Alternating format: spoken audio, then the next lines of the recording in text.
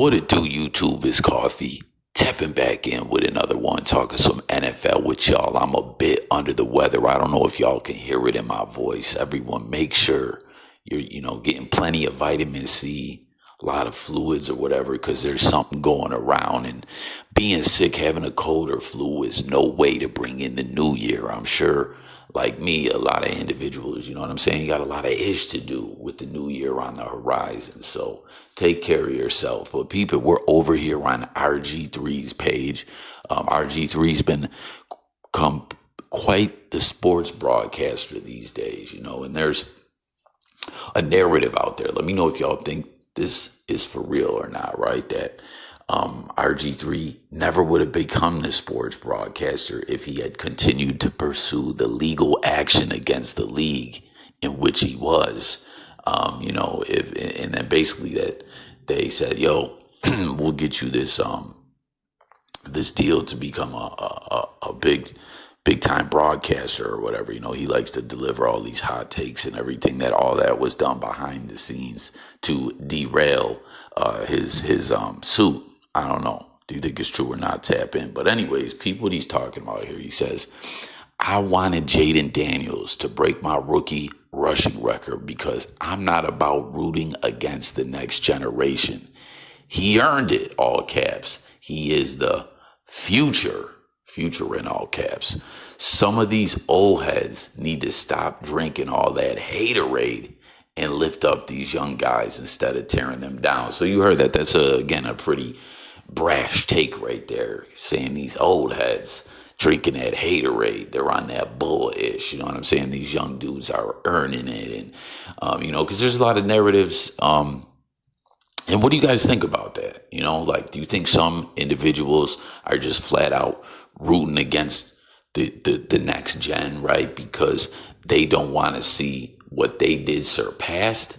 Or there's also other individuals that, they want to put an asterisk next to things and say, well, yo, when we played, it was more of a physical game. They defenders or vice versa, players were allowed to, be more physical and do this and do that. And it's easier, to gain yards and stuff these days. It's a different game, which in some senses could be true, some not. I don't know. I want to know what you think. As always, you know what I'm saying? Over here, it's all about tapping in with the people.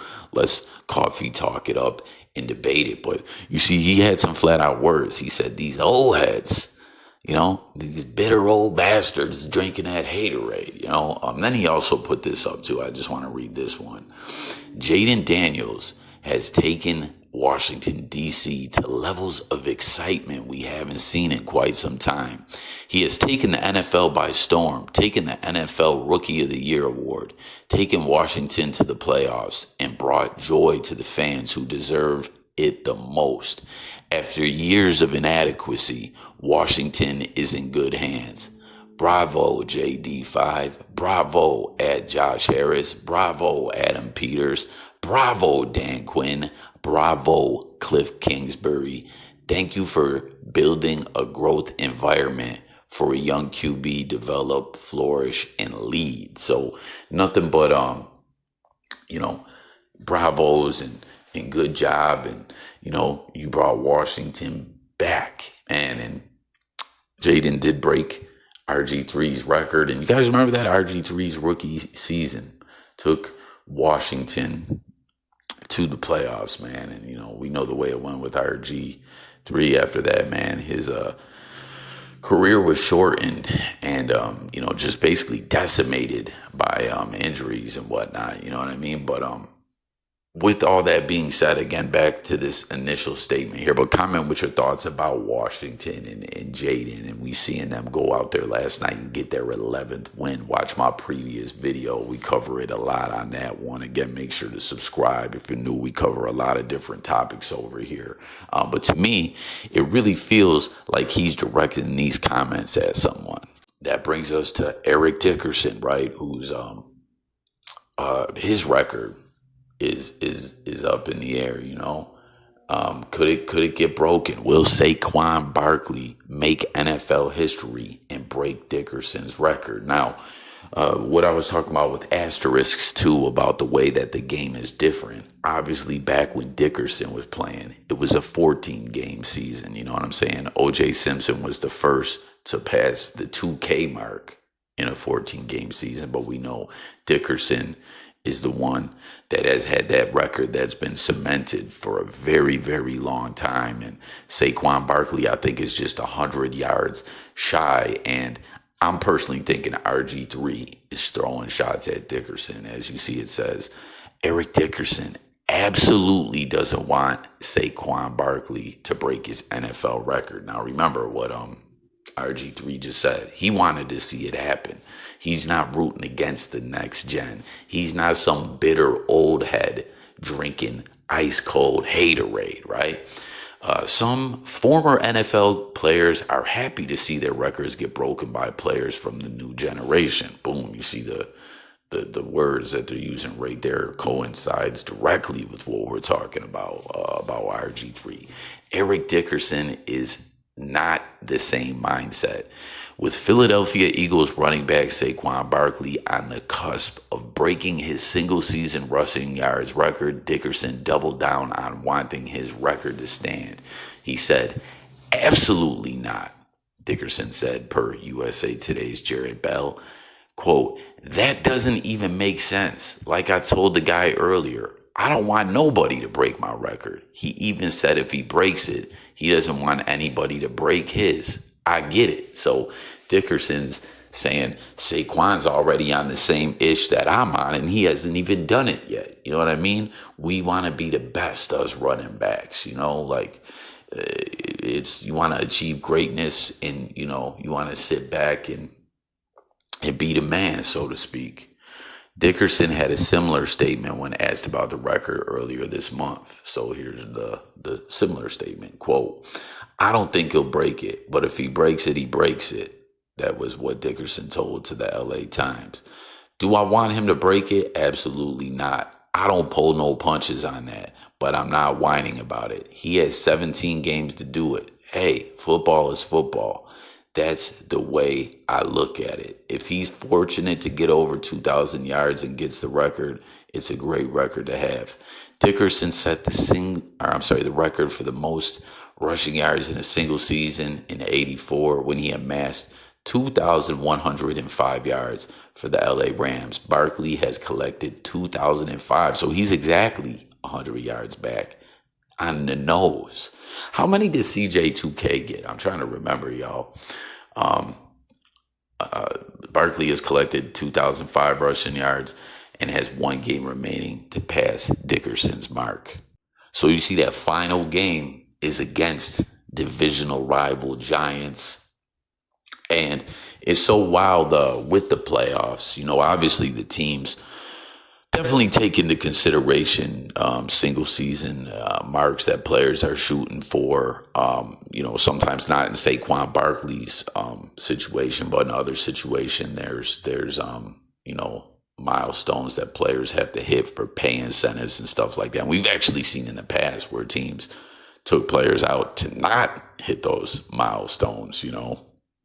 But obviously that's not Barkley's situation at all. But it's a crazy situation because they're going into the playoffs. You know what I mean? And it's like, do they want to rest him at all? Do they want to have him fresh, or do they want to have him go out there? I mean, obviously we know the way running back goes, right? Like you could be here, you could be the man today and gone tomorrow. We've seen it time and time again. What was his name? Sean Alexander. Y'all remember that back when Seattle lost to Pittsburgh in the Super Bowl in like 05, 06. Alexander was the man. And then next thing you know, he was like a free agent just floating around. You know what I'm saying? Like, it's just wild like that. But I don't know. Like, will they pump up the carries and have him trying to, you know, surpass that milestone? Will he do it? What do you think about the Giants' defense? You know what I'm saying? Will he eat them up? I forget how he did against them in previous games this season. All right, so here we got it here. Versus Dallas, another divisional rival, 167 versus Washington, $150. Pittsburgh 65. That's the low on the season. I think that's the low. Or no, October 13th versus Cleveland, way down. He had 47. But let's carry on. Carolina 124. Baltimore 107. LA 255. Washington 146. Dallas 66. Jacksonville 159.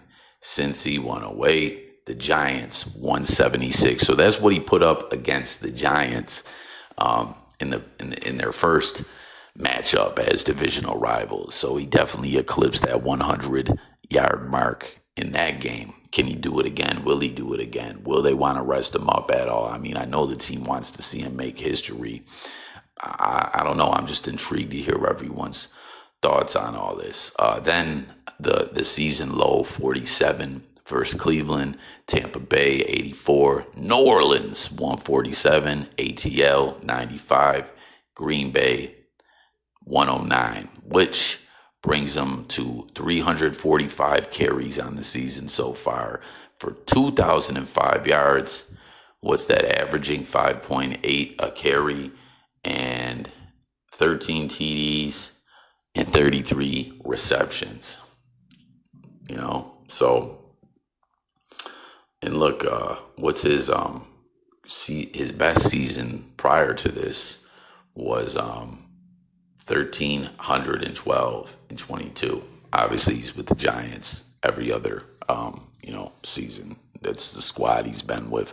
It's always so crazy when you see a key franchise player go play for the Ops, right, for a divisional rival. As a Buffalo Bills fan, shout out if there's any other Bills Mafia in here. You guys remember seeing Thurman Thomas play for the Miami Dolphins on the tail end of his career? I hated that. That made me sick when we cut Fred Jackson, which should have never happened like that. That was bullish, right? It truly was like heartbreaking to see. He was a dude that was the heart and soul of the Buffalo Bills, not just offense team. The dude was a leader, and I believe he still lives in the 716 to this day. I don't know if he still has that steakhouse, but he was coaching youth football, giving back to the community, just like an all-around good dude role model, man. That one year, 2011, where we started out on fire, he was leading the league in rushing at the time. He went down with that broken leg. Just what a great story Fred Jackson was. You know what I'm saying? 29-year-old rookie who played Division III football, Division III college football for Cole College, ended up playing indoor football, going to NFL Europe. Like, it was a long haul for this man, but he was a 29-year-old rookie in the NFL, man. There's not many situations that jumped off like that, even close to that, but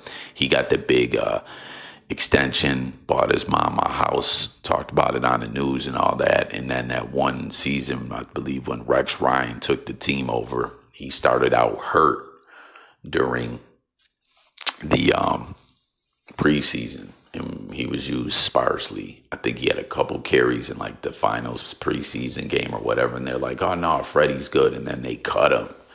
But the reason I bring that up, other than to just say that was pure bullish, and a franchise legend like that deserved better treatment than that. Fred Jackson was a great all-around back. You know what I mean? Great in catching passes out of the backfield. Great in spotting the blitz, picking up blitzes. Thurman Thomas was great like that as well, calling out the blitz and pass protection and stuff like that.